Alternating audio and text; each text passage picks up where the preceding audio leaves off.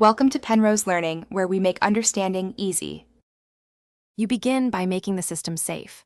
Park and let the engine cool, then relieve pressure and open the reservoir slowly so you don't spray hot coolant. Once done, position a drain pan and remove any obstructing engine covers. Make sure to identify the quick connect fitting and follow the hose to the heater core. You need clear access.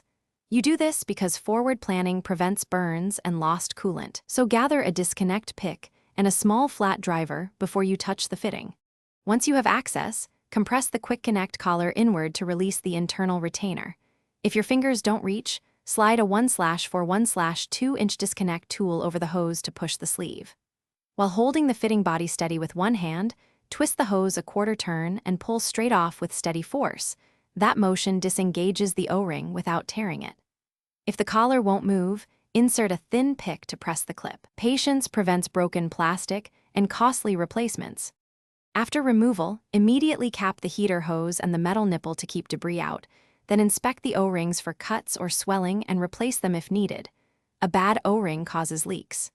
Reinstall by aligning the hose, pushing straight on until you hear a click, and then run a coolant pressure test while the engine is cold to confirm a seal.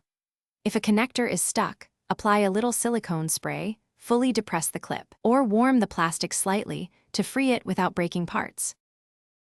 Thanks for watching. If this was helpful, leave a like and consider subscribing. See you next time.